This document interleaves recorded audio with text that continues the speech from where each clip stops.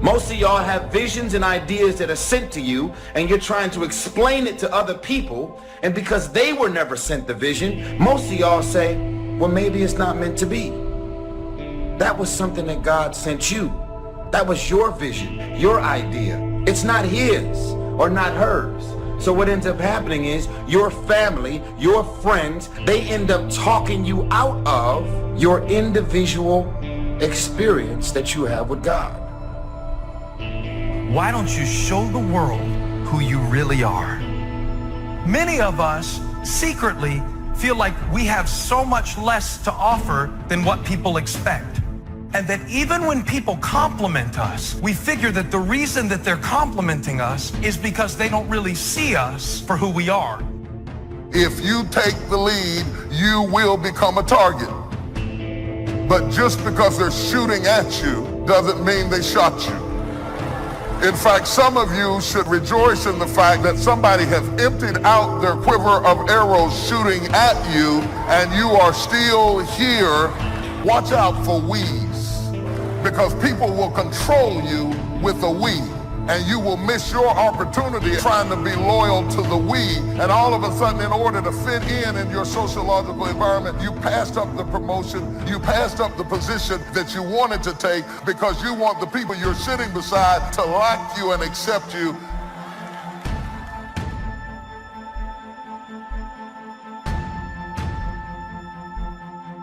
I think that among the things that prevent us from acting is the fear of failure. And if you've already failed, you don't want to fail again, the pain of that. The fear of loss is another thing. Because many times when we do those things that we know we need to do, we feel that we might lose somebody. Many of us don't act because we want other people's approval, and that's not possible. Many of us don't do the things that we want to do and don't act because of lack of self-confidence. We don't believe enough in ourselves.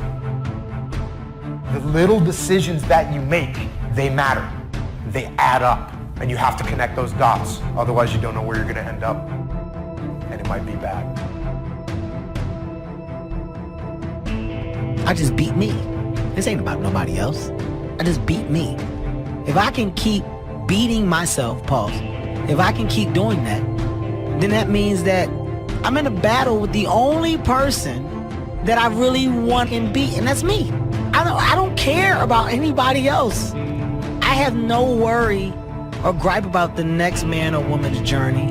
That's not what I'm up against. If I can continue to outdo me from the day before, then I'm ahead. What we wish we had done is the voice of regret, speaking in a sorrowful tone at a time when there is no going back. This is regret. Why do we live our life to be validated so much by strangers? Why do we let these people dictate how we feel about ourselves? Our self-esteem, our worth depends on if they like it or not. Who cares? Those people ain't gonna be there when times get hard. Those people don't even like you. Half of them don't. Those people don't really care about you. When you're about to make those extreme jumps and leaps, it's always going to be your friends and your family.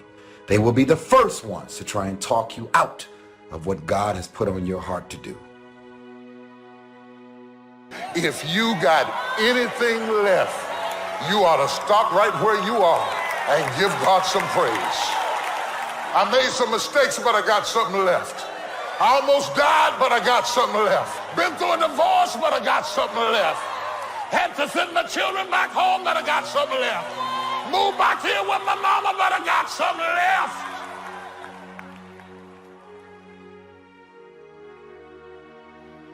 I don't know what kind of odds are against you today, physically, financially. I don't know what kind of storm has come or trying to come into your life. If you wait too long to decide what you're going to do with your life, you'll find out that you've already done it. You have to learn to start where you are. Big doors swing on little hinges.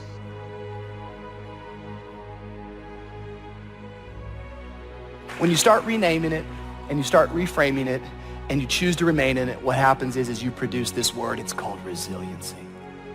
The righteous man, he falls 7 times, but he gets back up. I'm choosing today to get back up, to remain in the grind. We all have these tough moments in life. And see, they can make you or they can break you. Come on now, come on, bring it, come on now. I had to replace fearfulness with being fearless and take the initiative to do something else with my life. Greatness is not inherited. It's not the result of birth, in other words. You can be born high and live low. Or you can be born low, but you can still live high. Your greatness is not determined by your pedigree or the family that you were born into. Your parents can be great and you can be a dummy.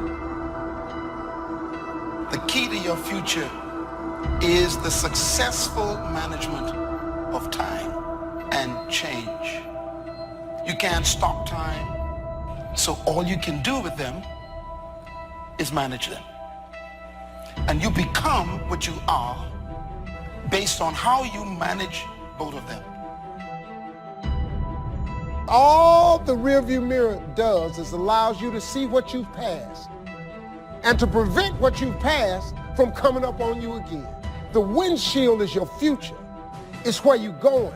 It's where you're headed. I hope you all picked up this today.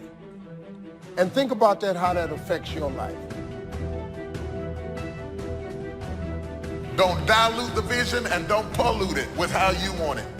Don't weaken it by diluting it. Don't pollute it by adding to it. Some of the people you're trying to straighten out, they're not going to ever be straightened out. They're chickens when you're supposed to be sailing with the eagles. And that chicken that with all that gawking and flapping ain't going to never fly. And you're just chasing behind something that's not going to ever jump over 4 feet in the air. You could have been soaring with eagles and you're fooling with them chickens. They're chickens. Feed them and keep on walking. Enlightened self-interest needs to be educated. I will learn that life is not just the passing of time. I will learn that life is the collection of experiences, highs and lows, laughter and tears. You must decide to act. You must have the discipline to act. One discipline affects another discipline. Everything affects everything else. Nothing stands alone. Every time you learn something new, you push something old out of your brain. See, a lot of people don't want to learn now, and that's okay. That's none of your business, none of my business. But if you're one of those like me, hungry, people that are hungry are willing to learn. You're keeping your mind active because you're engaged in this thing called life. You still have a presence. You're a force to be reckoned with. You have greatness in you. Yes, I'm going for it. There are more lives for me to touch, more lives for me to transform. If you only knew all the things God has refused to let happen to you. You may have had some bad breaks, but just the fact that you're still here is a sign God's favor is on your life. There may be obstacles trying to stop you now. You don't understand it. It's because there's greatness in you. The enemy doesn't come against people that don't have anything. If you weren't a threat, he'd leave you alone.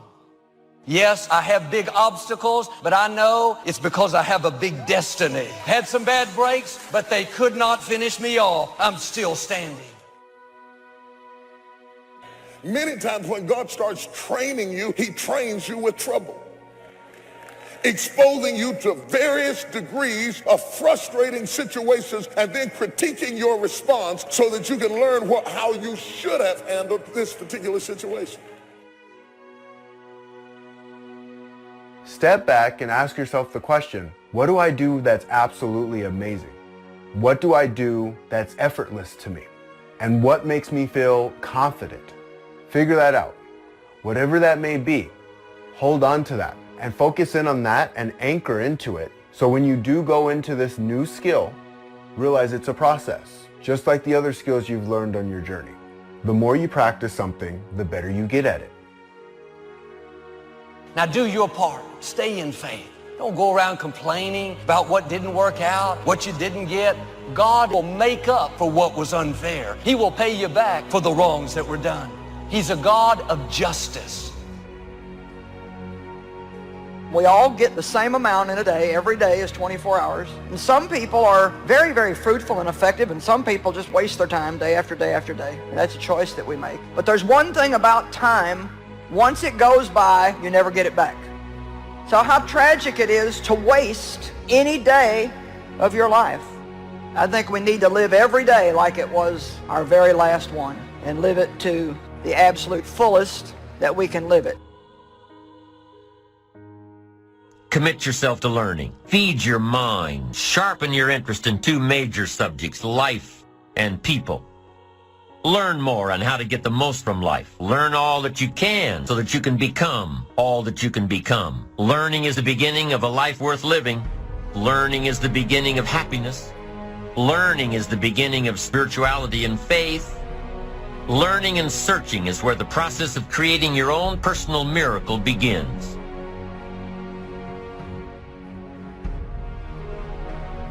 Greatness does not have to have the approval of everyone. And if you are the kind of person that will have to have the approval of everyone and understanding of everyone, you'll never achieve greatness. Greatness is uncommon. Greatness is not something that you see a lot. It distinguishes you from the crowd. It makes you stick out when you become great. Disappointments will come. Betrayals, things that are not fair will come. How you deal with these offenses will determine whether you move forward or whether you get stuck, bitter over what didn't work out. We find ourselves announcing our standards to our relatives, our friends, our associates. We shout our beliefs and condemn those who believe any differently, but then we don't walk the talk. Do as I say, not as I do. This is inconsistent. This leads to a loss of credibility among those who watch us. If you have a support system in place, that's beautiful. I don't understand what you're talking about. I don't really see what you see, but I'm in full support of you. Go make it happen. But in most cases, if you open up your mouth trying to explain to people what you're supposed to do, when you're supposed to do it, they will be the first people to try and talk you out. Find somebody close enough to you that has observed you or been around you that you value their opinion, and ask them, how do they see you? And then compare what you have with what they say. See, there are things many times that people can see in us that we can't see because it's a blind spot. If you're always seeking a certain status to validate who you are, you're never going to have peace. You can't climb up to find yourself. You have to find yourself so you can climb up. So you can be who you are before anybody knows who you are. Our dreams, the lack of sacrifice, the lack of suffering in our lives, its removal, its non-existence also equates to a non-existence of a great life. And so embrace the fact that you're going to have to sacrifice and suffer to some extent. Once you've embraced that it's going to happen, it's almost not that bad. It's kind of like those of you that are fit. You've sort of accepted that before you go to the gym and get there, you're going to have to suffer. And we go anyway. It becomes a habit. It takes discipline to change a habit, because habits are formed a little bit each day, every day. Once habits are formed, they act like a giant cable that only long-term disciplined activity can change. It takes the consistent application of a new discipline, a more desirable one, to overcome one which is less desirable. We must unweave every strand of the cable of habits slowly and methodically. If it does not measure up to my expectations, I'm not going to invest my time. I don't have the luxury to waste time. I'm expecting some great things from life. So examine your expectations versus your wishes. Some people wish they could do better, but some people expect to do better. Where are you on that?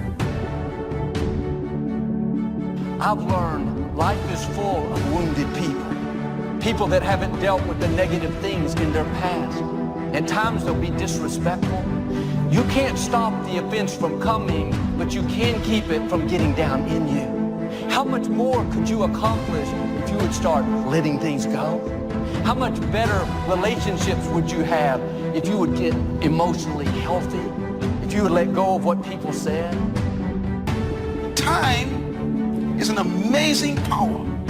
Every day, week, month, or year is a gift given to us by God to complete a task. The human mind isn't used merely because we take it for granted. Familiarity breeds contempt. It can do any kind of job we assign to it, but generally speaking, we use it for little jobs instead of big important ones. Decide now, what is it you want? Plant your goal in your mind. It's the most important decision you ever make in your entire life. Oh, when you give as much time and energy to your dream, to this new vision of yourself, I'll give you all your eyes can see. When you give as much time and energy to what you see, that creates the opening for miracles to show up. Do you want to be an outstanding salesman, a better worker at your particular job? Do you want to go places in your company, in your community? All you've got to do is plant that seed in your mind, care for it, work steadily toward your goal, and it will become a reality. Dream chasing isn't for the serious, it's for the sincere. And the difference between being serious and being sincere is that serious people have a can-do attitude. Sincere people have a must-do attitude. That's how dreams become reality. They become a must. My children must survive. My life must change. Now, if knowledge is power, if knowledge is the forerunner to success, then why do we fall short of our objectives? Do we find ourselves aimlessly wandering, settling for a life of existence rather than a life of substance? There may be many answers to this question. The fundamental answer is the absence of discipline. Motivate doesn't mean to yell and scream and encourage. To motivate actually means to provide a motive, a reason why. Picture yourself in your mind's eye as having already achieved this goal. See yourself doing the things you will be doing when you've reached your goal. You know, what would you want from your friendships? What would you want from your intimate relationship? How would you like to structure your family? Well, how are you going to use your time outside of your job? And how are you going to regulate your mental and physical health, and maybe also your drug and alcohol use? Typically, discouragement strikes at the midpoint of a project. Halfway up the mountain, you go, I still got to get to the top, and then I got to get all the way back. We get discouraged when something takes longer than I expected.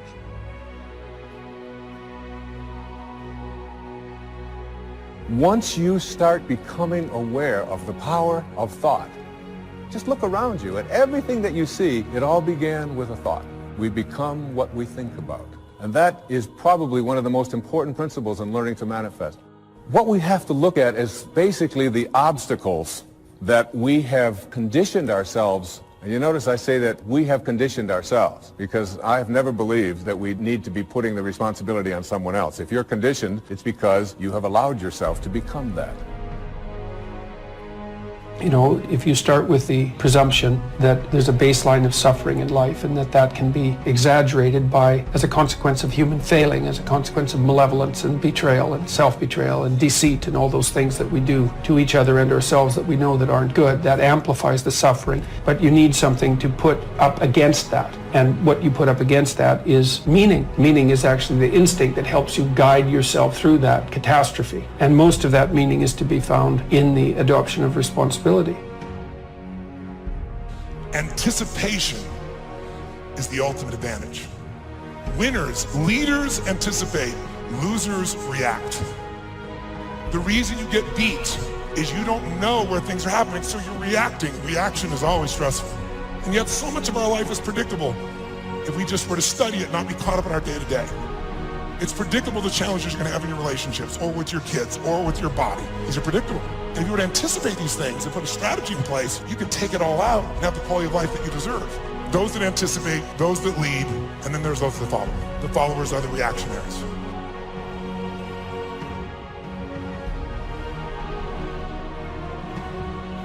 Things that look like they're going to overwhelm you. Remember this phrase. You are stronger than you think. God knew it was coming. He's already put things on the inside that you can't see right now, but at the appointed time, you're going to push back the dirt. You're going to come out of what's holding you back. Not like you were, but you're going to bloom. Don't be fooled by the dirt. The dirt is getting you ready to flourish.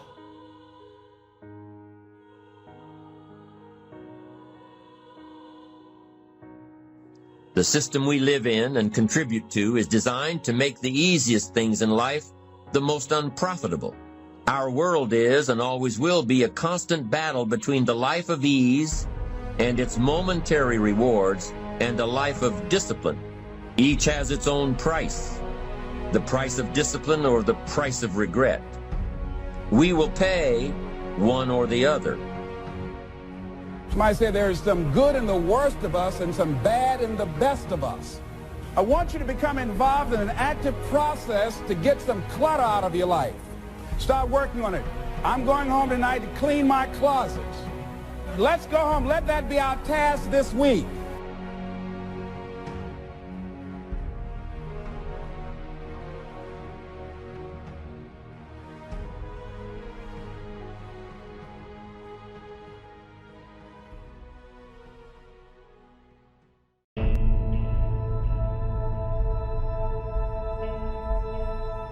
I want y'all to understand that haters have a job to do. You have hate and you have love.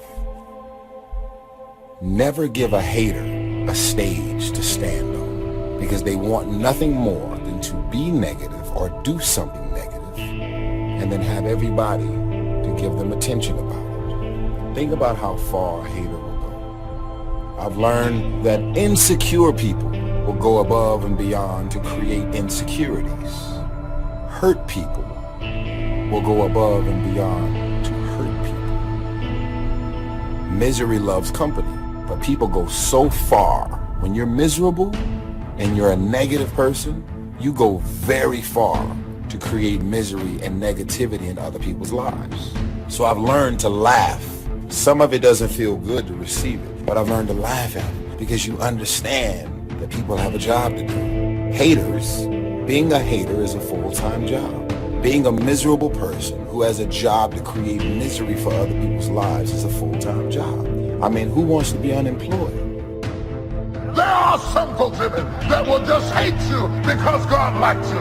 You don't have to do anything to them. You don't have to mess up anything. You don't have to start a fight. They don't even have to know you.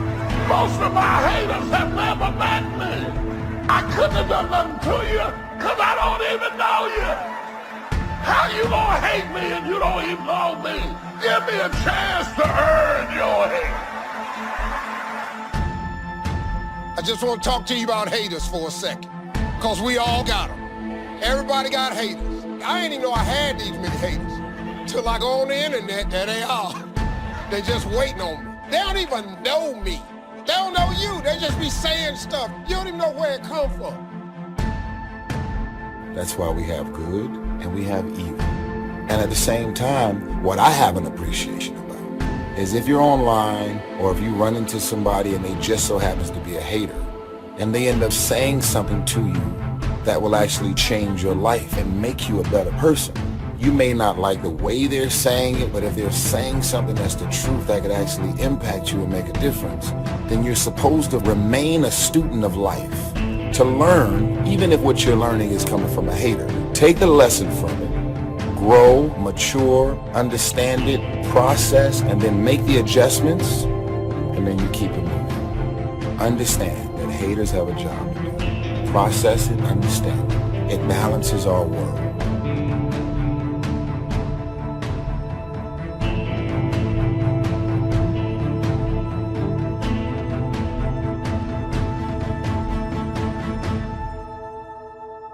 I want to say how much I appreciate you, because you hated me on a level that I didn't even know I was on.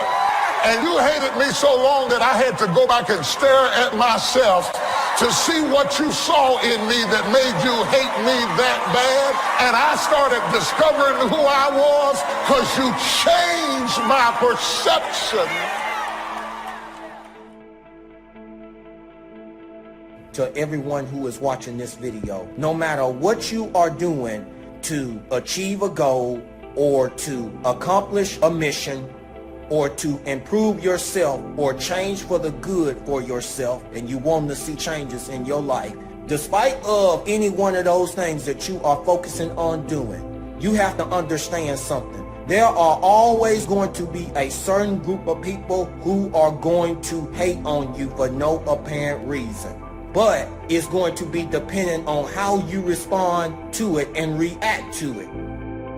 You can either react by allowing the negative words of those haters based on what they have said consume you, and to let it rule over you and allow the voices of those negative words to get into you, and then to the point of defeation that you cannot do it. Or you can ignore and don't be bothered with it, and then stay focused on what you are doing. Have a plan to improvise, and then adapt, and then overcome in order to accomplish whatever that you are focused on for the good for yourself. We talk about getting set free from sin and shame. We need to get set free from people. Not that we don't care about them, but we can't be controlled by them. If you have a certain group of people who are hating on you for no apparent reason, they're sitting there saying, you can't do this, you can't do that, you cannot accomplish this, you're not able or capable of doing that. That ain't gonna never happen into your life for the good. The first thing you need to do is ignore what they said and don't be bothered with it. And then in the midst of it, while these people are saying all of that jibber jabber and stuff, do not argue with them. Focus and work and move in silence behind closed doors. That's what you need to do. There is no worse feeling than that of invisibility. You know, when you are doing your very best and it goes unrecognized, it makes it kind of harder to want to keep doing it. And when you feel unseen, especially by the people whose attention and approval you crave the most, it can create a compulsion in your life to start doing things that are not even really consistent with your character in order to receive from people a confirmation that can be taken away just as easily as it was given. So my message is, if you have felt unnoticed, unappreciated, uncelebrated, and insignificant in this kingdom, what is unseen is often what is most significant. We must drive the dark side of our nature into a small corner and let the positive side flourish. Early, we must learn to exercise self-control. Power is a wonderful thing, but it must be exercised properly to benefit and not to destruction. So self-control is certainly necessary to be a strong leader, so that you can become the best example. The example of having your temper well managed, having that dark side of your nature under control. The best example of choosing wise words and not being careless, that kind of control. Control of your desires, so that they fit into the positive side of life and not the negative side. Self-control, very important. When you decide, I have had enough, a leader is about to be born. Toleration is the graveyard of leaders. And that's why we lack leadership. Everybody wants to be liked. Nobody wants to rock the boat. And that's why we're not leaders, because we want everyone to agree with us. We still apologize for being successful. We feel ashamed to be in charge. When you still carry your history, you are afraid of success. Because you may lose your friends who ain't going nowhere. Very subtle problems. Your attitude is so powerful. It creates your atmosphere. It also is a source of your natural lifestyle. If you're going to change your life, you got to change your attitude. Now here's the bottom line. Your belief system is the source of your attitude. A leader must have, Napoleon said, a mastery of the details. All can be lost with just a couple of missing details. On the trip to the moon, everything has to work. There's several thousand moving parts. There's several thousand pieces to the project of getting to the moon and coming back, and all of them have to work. And then there's the backup systems for something if something goes wrong, they back it up. That kind of mastery of detail is so vitally important. The drama is in the details.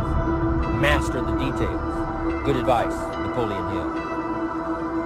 Willingness to assume full responsibility. What happened to me might not have been my responsibility, but what I do about it is my full responsibility.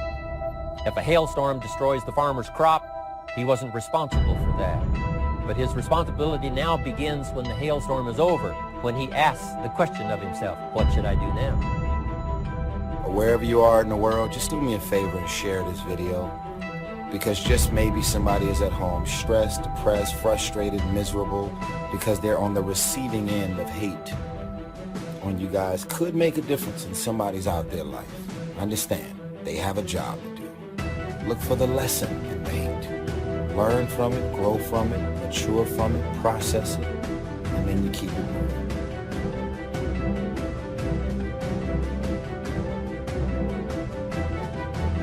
Self-preparation. Be ready for tomorrow by doing all that you can today, setting your goals. Set a goal that will make you stretch for what it will make of you to achieve it. What a brand new reason for setting goals. What an all-encompassing challenge to have a better vision of the future, to see what it will make of you to achieve it. And here's why.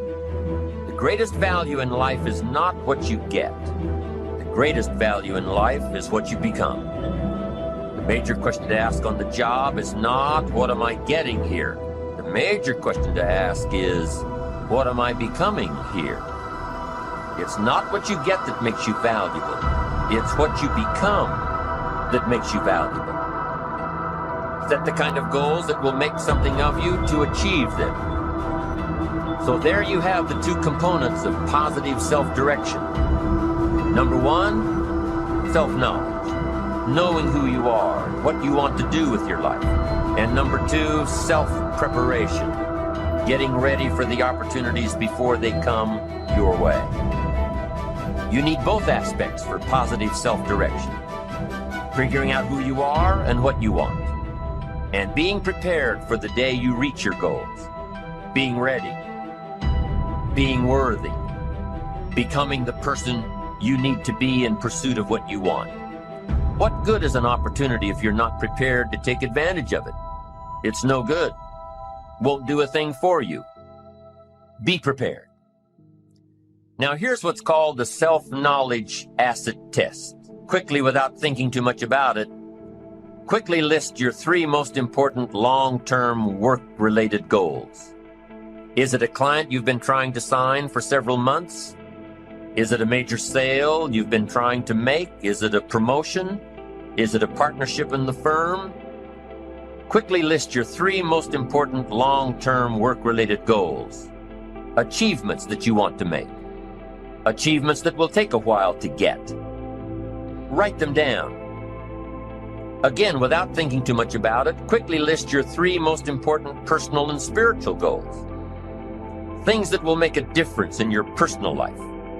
Is it going to church more often than holidays? Grasping all you can from the Sunday sermon? Is it spending more quality time with your kids? Is it turning the TV off during the dinner hour and actually talking about the important things in life with your family? Is it making more dates with your spouse?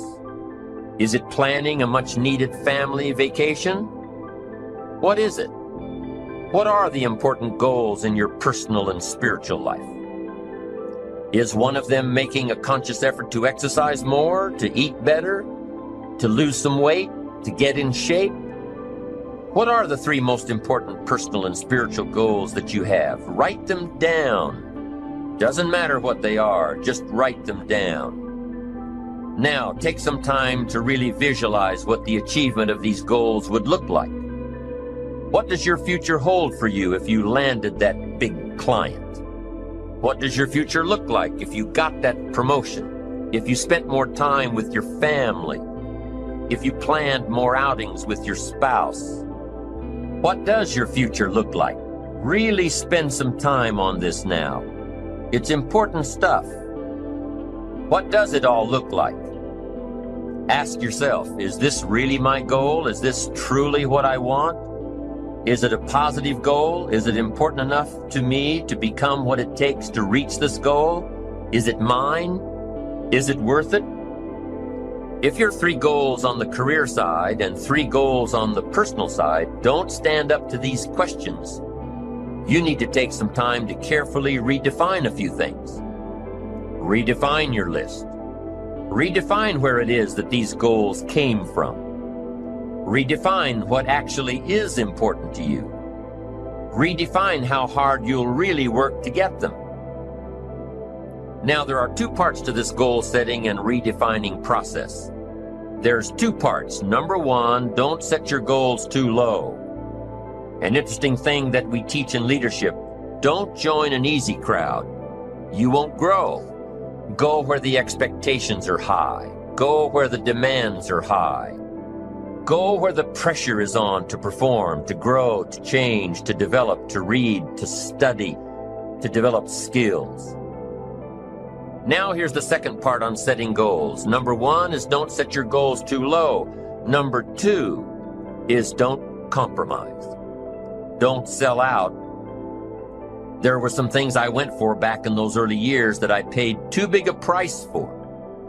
If I'd known back then how much it was going to cost me, I never would have gone for them. But I didn't know. Don't sell out. An ancient phrase says, count the cost. Count the cost if it won't make you happy to get it. If you become less in your pursuit of getting it, if it's not worth the life you'll lead after you get it, it's not worth it. Now let's talk a little more about self-preparation. Self-preparation has 2 benefits. The first benefit of self-preparation is that it moves you toward your goal. You've already got it in mind. You know where you want to go. You're getting ready for it. You're doing all the things you're supposed to do. And by getting ready to achieve your goals, you're moving closer to your goals. That's how it works. The second major benefit to self-preparation is that it refuels your ambition. Your activity refuels your ambition. The things that you are doing today are getting you ready for tomorrow. It's exciting. You know that you're getting closer every day. Ambition must be kept alive, be kept active, must continue to move forward. Otherwise, you're just daydreaming. You must keep active, keep moving forward so your ambition can fuel you, motivate you, get you where you want to be. Self-preparation. The benefits are, number 1, it moves you toward your goals, and number 2, it refuels your ambition. Be prepared. Get ready. This method of self-preparation involves 3 steps. Step 1. Carefully consider where the next opportunity for reaching your goal will originate. Where will it come from? Will it come from networking with your colleagues? Will it come from reading the last book that you bought? The book that's still sitting on your shelf waiting to give you some answers? Will it come from you taking the time to think it out? Where will it come from? The next opportunity that will push you forward. If you don't know, here's what you have to do. For each major goal of yours, the top priorities on your list, for each of these, take out a separate piece of paper, 1 single sheet per major goal, write down your goal at the top, and start listing all reasonable resources. Write down every possible place that you could find the opportunity to achieve this goal. And with each resource, classify them. Ask yourself, is this resource a sure thing? A good bet? About even chances? Unlikely? A long shot? Ask yourself these questions and classify all of the resources you have written down. That's the first step. The second step in this method of self-preparation is to make sure you know what you need to do to be prepared for your opportunities. Take your sure things first. Figure out what you need to do to be prepared when they happen. Break down your preparation into concrete steps. Make sure that you know exactly what you have to do to take advantage of the opportunity when it comes your way. Let's say that one of the top priorities on your career list of goals is to get this new client. Let's take it one step further to say that on your resource list for this goal is to have a lunch meeting with a friend who just happens to be the mentor of the client you're going after. Is this friend of yours a sure bet on your resource list? Well, let's say he is. I mean, you know this guy is a tremendous consulting source for the client you want. The client you want really listens to the opinions and advice of your friend. So you're getting ready to have lunch with your friend. What do? You've got to make sure that you're up on all the knowledge and the industry data that will impress your friend. Make him realize that he knows someone who could benefit from your knowledge and your vitality and your spirit and your experience. Impress him. Impress him so much that he goes back to his friend, the client you're after, and tells this prospective client of yours that he needs to do business with you. Be prepared. Go through your entire list of goals and resources and classify them. Break each resource into concrete steps of preparation. Start by working on the sure bets first, and then move down the line. The long shots will come through every so often, but start with the resources that will serve you best now. Get ready for the opportunities before they come your way. Step 3 in the self-preparation method is to do all you can to make each opportunity more likely to happen. After you've determined what you have to do to get ready to be prepared, after you've determined this, see what you can do to expedite the process. What can you do to increase the likelihood of this opportunity? Go over it and over it and over it. Use these 3 methods again and again as you assess where you are now and where you have to go next to keep moving toward the achievements that are most important to you. Step 1, consider your resources. Step 2, determine what you have to do to get ready. Step 3, expedite the opportunities. And by the way, this method of self-preparation works wherever you are in your journey, whether you're close to your goals or whether you're just starting your journey of self-direction. This method works. Have working knowledge to draw from. Continually work on yourself in preparation of where you want to be. Build a reservoir of thoughts and ideas and philosophies and experiences that are your own. Build, grow, change, get ready. Be prepared. Be prepared for a life worth living. Now, here are the 4 ifs that make life worthwhile. Number 1, life is worthwhile if you learn. Nothing worse than being stupid. Life is worthwhile if you learn. Learn from your personal experiences. Learn from other people's experiences. Second, life is worthwhile if you try. Now you've got to take what you've learned and see if you can try your hand at it. Someone says, well, you can't try, you have to do. No, you have to try. I put the bar up 2 feet and ask the kids who can jump 2 feet. I can, some say. I can't, some say. I don't know, some say. How are you going to know? You don't. You've just got to try.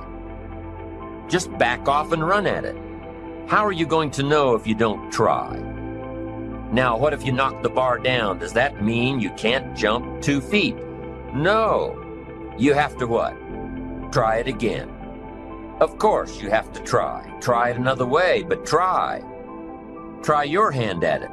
When the record book on you is finished, let it show your wins and your losses, but don't let the record book show that you didn't try. Next, life is worthwhile if you stay. You've got to learn to stay. Now, you don't have to stay forever. Just stay till you see it through. A guy builds a foundation and then he wanders off somewhere and builds another foundation. He's got these foundations scattered all across the country. I mean, no walls, no roofs, just a bunch of foundations. Not a good reputation. Stay. You don't have to stay forever. Just stay to finish something. Don't fall into the trap of less than refined sophistication. Stay till it's over.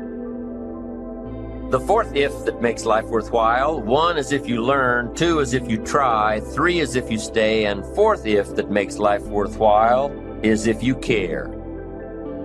Caring is a unique human experience that is so vital and so powerful and so all-encompassing and so far-reaching. If you care at all, you'll get some results.